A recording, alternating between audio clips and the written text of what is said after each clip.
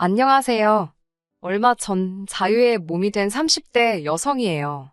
솔직히 제가 다른 분들의 사연을 듣기만 했지, 이렇게 주인공이 되어 글을 쓰게 될 줄은 정말 꿈에도 몰랐습니다. 어딘가에라도 토해내지 않으면 화병에 걸려 죽을 것 같아요. 남편과 저는 약 2년간 같은 대학을 다녔습니다. 아주 가까운 사이는 아니었어도 입학 직후부터 연락이 끊어지기 전까지는 가끔 밥도 먹고 술도 마시는 친구였지요. 하지만 2학년 겨울방학이 끝나갈 무렵 남편은 소리 소문 없이 군대에 가버렸고 저 또한 다른 대학교로 편입을 학교를 자퇴했네요. 이후로는 솔직히 굳이 연락할 이유가 없기도 했고 그렇다 보니 사실상 거의 연락이 끊어지다시피 되었고요.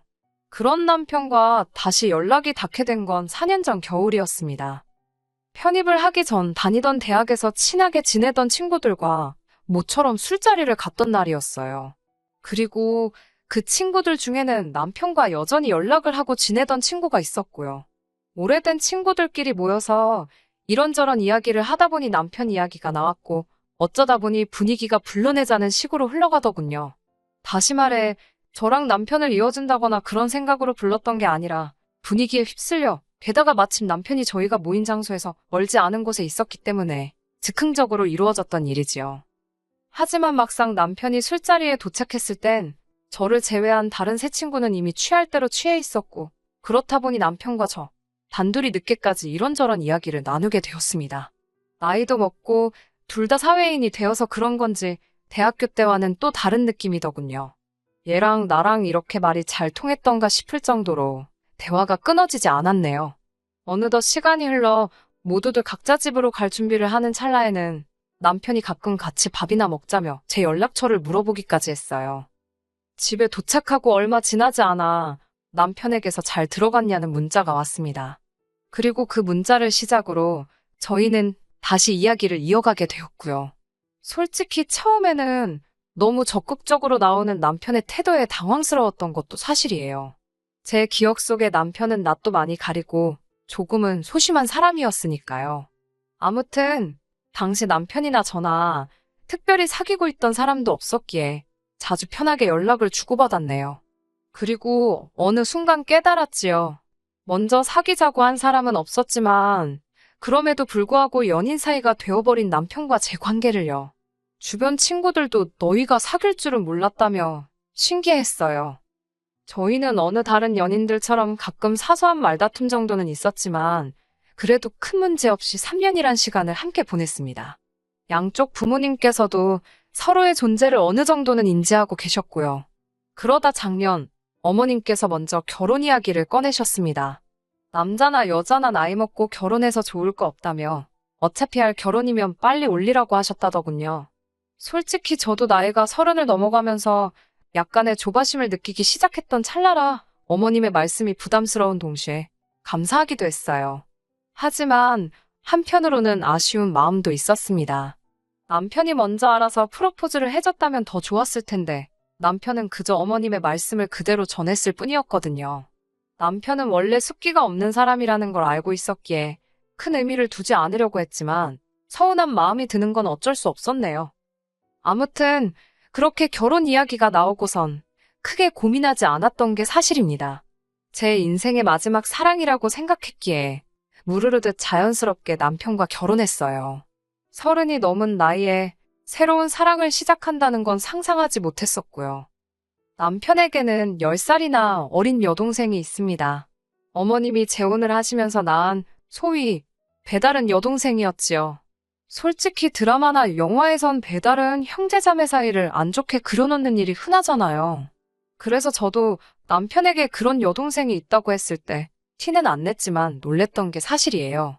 하지만 나이 차이가 많이 나고 성별도 달라서 그런지 두 사람의 사이는 꽤 좋은 편이었습니다.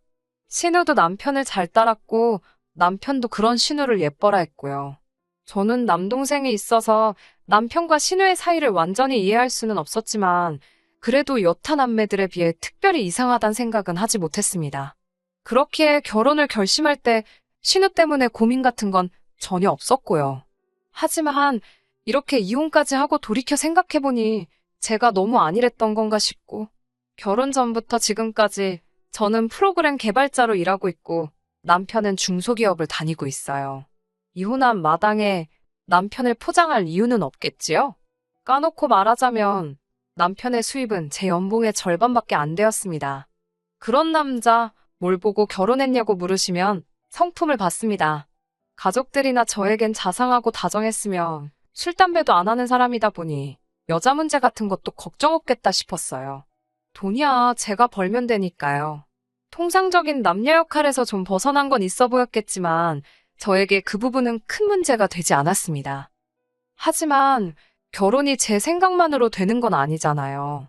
친정 부모님께서는 많이 아쉬워하시고 서운해하셨습니다. 딸 가진 부모 마음이 원래 다 그렇듯이 돈 잘 버는 남자 만나서 딸이 고생 안 하고 살면 좋겠다 생각하시는 눈치였지요.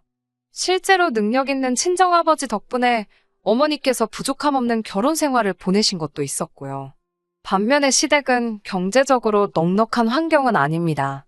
게다가 먼저 결혼 이야기를 꺼내신 건 어머님이신데 정작 결혼 준비에 필요한 비용 이야기가 나오자 대본에 그런 건 니들이 알아서 하라셨어요. 남녀가 서로 좋아서 하는 결혼인데 부모들이 간섭하면 안 된다면서요. 그러면서도 예단 같은 건 어른들 체면이 있으니 니들 마음대로 생략하고 하면 안 된다는 소리도 하시던걸요. 솔직히 그런 말씀을 듣고 황당하지 않을 사람이 있을까요? 친정 어머니도 그 이야기를 들으시곤 가뜩이나 어려운 결혼하는 것 같아 속상해 죽겠는데 바라시는 것도 많다고 한마디 하시더라고요. 그러면서 그러면 대출 없이 집해와라. 그러면 혼수고 예단이고 차고 넘치게 해주시겠단 말씀까지 나왔지요. 솔직히 처음에는 그저 흔한 양가 어른들의 기싸움이라고 생각했습니다. 그러다 분위기가 점점 심상치 않게 돌아가는 걸 감지한 남편과 제가 반반 결혼을 하겠다, 예단은 생략하겠다며 합의점을 찾았네요. 물론 양쪽 어른들 모두 반반 결혼이라는 생각에 완전히 동의해 주시진 않으셨지만요. 그래도 다행히 시댁에서 며느리감인 저란 사람은 예쁘게 봐주신 상황이었고 저희 집에서도 사위감인 남편은 마음에 들어하셨기 때문에 어찌저찌 결혼은 진행될 수 있었습니다. 나름대로 고비를 넘겨가며 부부의 연을 맺었기에 이렇게 허무하게 헤어지게 될 줄은 몰랐습니다. 하지만 남편과 제 사이가 틀어지는 데까지 그다지 오랜 시간이 걸리진 않았어요. 식을 올리고 대략 반년쯤 지났을 때 신우가 저희 신혼집 근처에 직장을 구했다며 저희에게 소식을 전해왔습니다. 솔직히 말씀드릴게요. 처음에 신우가 직장을 구했다는 말을 들었을 땐 가족으로서 기쁘기도 했지만 동시에 설마라는 생각이 들면서 여러 가지 복잡한 마음이었지요. 그도 그럴 것이 그동안 신우에 관해 들려온 이야기라곤 상의도 없이 대학을 관뒀다라던가 자존심 상한다고 아르바이트는 안 한다, 어머님 카드를 몰래 챙겨서 여행을 다녀왔다와 같은 한심하고 어이없는 내용들 뿐이었거든요. 그런 신우가 갑자기 일을 하겠다니 그것도 저희 동네까지 와서 말이지요. 이제 와서 말이지만 신우는 한마디로 겁대가리가 없었습니다. 아나무인도 그런 아나무인이 없었지요. 세상 모든 막내딸이 그런 건 아니겠지만 시부모님도 그렇고 남편도 그렇고 신우가 하는 일은 죄다 오냐오냐를 해줘서 그런 건지 매사 실증도 잘 느끼고 지멋대로였어요. 그런 신우를 남편은 철부지의 말괄량이라며 포장하는 지경이었지만 솔직히 같이 사는 것도 아니고 시댁하고 저희 신혼집은 거리도 제법 있었으니 한마디로 별로 개의치 않았습니다. 신우가 취직했다던 곳은 옷가게였습니다. 옷가게에서 재고 정리하고 계산하고 냉정하게 말해서 대기업 의류매장도 아니고 동네 골목에 한두 개씩 어쩌다 보이는 그런 옷가게였어요. 물론 그곳을 직장이라고 부르는 게 틀렸다는 건 아니었지만 그래도 옆에서 지켜봤을 땐 시댁에서 저희 동네까지 왕복 3시간이 걸리는 거리를 오갈 건 아니다 싶었지요. 게다가 신우는 그 거리를 핑계로 점점 저희 집에서 잠을 청하는 일이 많아졌습니다. 처음 몇 번은 막차를 놓쳤다며 연락을 해왔는데 윗사람으로서 모른 채 할 수 없잖아요. 차를 가지고 신우가 있는 곳까지 가서 술에 취한 신우를 태우고 와서는 일단 저희 집에서 재우고 다음날 출근을 시키는 경우가 종종 발생했네요. 그 와중에 아침을 안 먹는 저나 남편과는 달리 신우는 아침 밥상까지 받기를 원했습니다. 처음에 한두세 번은 술이 떡이 되게 취해서 온 신우, 속이라도 버릴까 싶어서 언니의 마음으로 챙겨주기도 했어요. 하지만 꼴에 또 맛을 따지더라고요. 싱겁네 짜네 어쩌네 저쩌네. 음식 해본 사람이라면 알 거예요. 기껏 시간 들여 정성 들여 만들어 놨는데 고맙다는 말은 고사하고 얼굴을 있는 대로 찌푸리면서 음식 가지고 품평해하면 정말 짜증나잖아요. 그럴 거면 지가 해먹지 싶고 두세 번 정도 그렇게 신우에게 욕 아닌 욕을 먹고 나니 밥이고 뭐고 차려주고 싶은 생각이 싹 사라지던걸요. 그래서 한 번은 나가서 사 먹고 출근하라 했습니다. 그러자 신우가 궁시렁궁시렁거리더니 저희 집 작은 방으로 들어가서는 저 때문에 속상해서 출근하기 싫다대요. 진심으로 욕 나올 뻔했는데 꾹 눌러 참았습니다. 그 와중에 상황을 지켜보던 남편까지 가세를 했습니다. 남편이 신우가 들어간 작은 방 앞에 서서는 다리를 동동 구르며 오빠라고 방문 한 번만 열어보라며 아주 애걸복걸을 하더라고요. 신우는 그런 남편 때문에 더 기고만장해져서 방에서 훌쩍거리고 있고 아주 가관도 아니던걸요. 제가 남편한테 언제까지 그러고 있을 거냐고 빨리 출근하라고 했습니다. 나도 출근할 거라고요. 그러자 남편이 저를 쳐다보면서 생각보다 냉정한 구석이 있답니다. 저도 지지 않고 남편에게 당신도 생각보다 우유부단한 면이 있다며 지금 술 먹고 남의 집에 와서 신세지곤 밥 안 해준다고 방에 들어가서 올 일이냐고 따졌습니다. 그러자 남편이 한다는 소리가 너는 내 동생이 남이냐고 내 동생은 너를 언니라고 믿고 따르는데 너가 그렇게 선을 딱 긋고 찬바람 불게 대하니 서운해서 저러는 거랍니다. 그러면서 기어이 저더러가서 진심으로 사과를 하라대요. 저는 헛소리 할 거면 됐다고 나부터 출근한다 하곤 그대로 신우와 남편을 남겨둔 제 직장으로 향했습니다. 퇴근해서 집에 오니 남편만 집에 있고 신우는 없었습니다. 그래도 말귀를 알아듣긴 했나 싶기도 하고 쥐도 눈치가 있으면 여기 이제 안 오겠지 싶었어요. 그런데 남편이 저를 보면서 내쫓으니까 후련하냐입니다. 제가 왜 말을 그렇게 하냐고 내쫓기는 누가 내쫓았냐고 애시당초 여기 당신과 나랑 반반 못해서 산 신혼집인데 그걸 무슨 모텔쯤으로 생각하는 신우가 이상한 거 아니냐고 따질 거면 신우한테 가서 따지랬습니다. 남편은 너 같으면 3시간 왕복으로 출퇴근하기가 쉽겠냐고 지도 잘하려고 하는데 몸이 안 따라주니까 그런 거 아니겠냐는데 제가 너무 열받아서 이건 뭐 싸움거리도 안 되는 걸로 시비를 걸어대니 화가 치솟더라고요. 제가 무슨 회사도 아니고 골목 옷가게에서 일한다고 왕복 3시간씩 길바닥에 내버리는 네 동생이 이상한 거라고 소리를 질렀습니다. 그걸 잘하는 짓이라고 우쭈쭈 해주는 당신이 문제라고요. 그 사건 이후로 한 일주일 동안은 신우가 연락도 없고 코빼기도 비추지 않길래 정신 차렸구나 싶었습니다. 남편도 별말이 없었고요. 하지만 진짜 사건은 제가 방심한 틈에 벌어졌습니다. 제가 출장을 갔기 때문에 이 사단이 난 걸까요?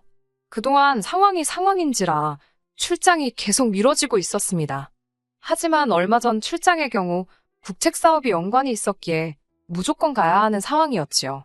2박 3일이 될지 3박 4일이 될지 그건 현지 사정에 달려 있었고요.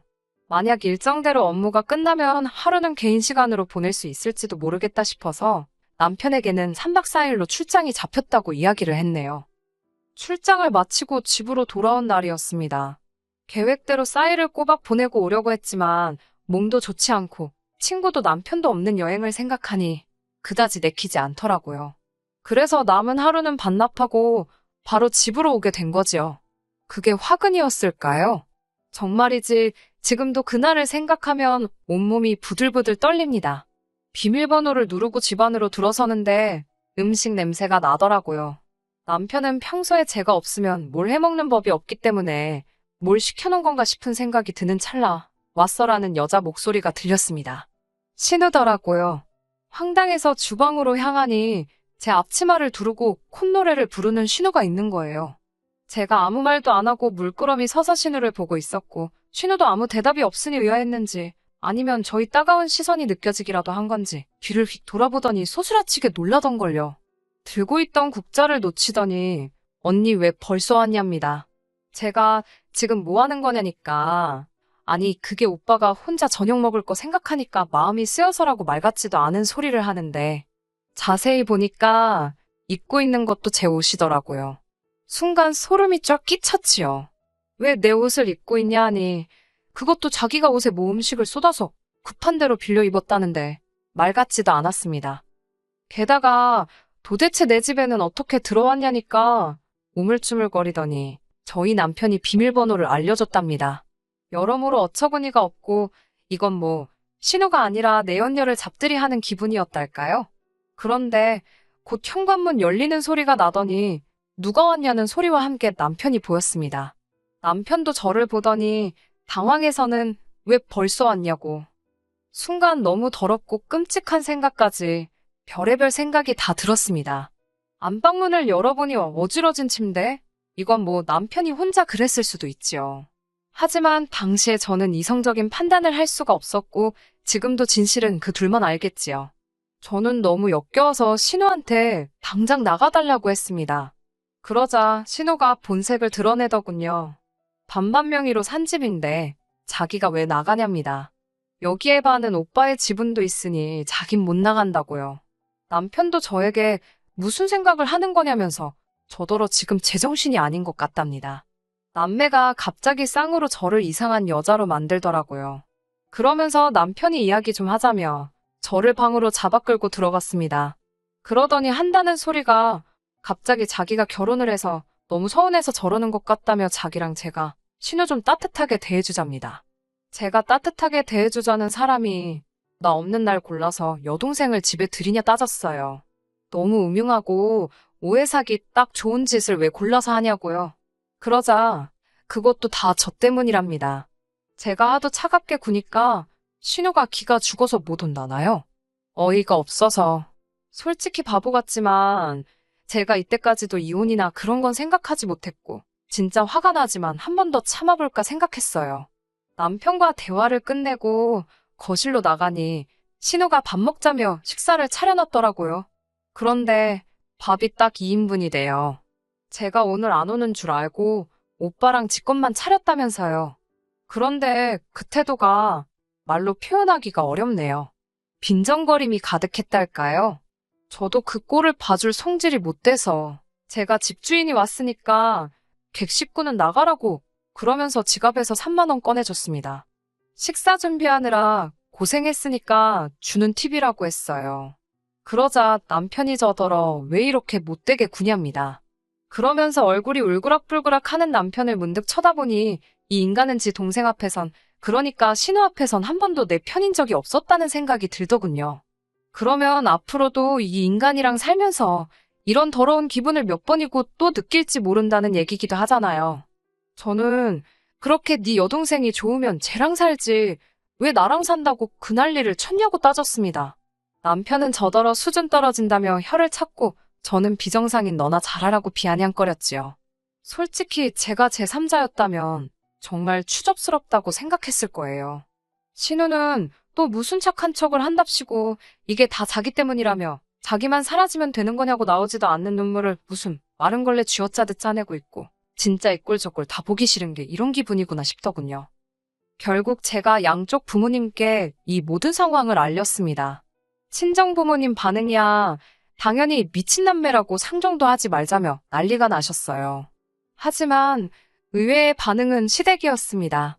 어머님께서는 남매가 우애가 좋아서 그런 걸 제가 예민하게 받아들인다며 제 탓을 하셨습니다. 하지만 아버님의 반응은 예상 밖이었습니다. 아버님은 정말 크게 화를 내셨는데 그건 바로 장가까지 간 자식이 왜 자기 딸을 오라가라 하냐 이거였지요.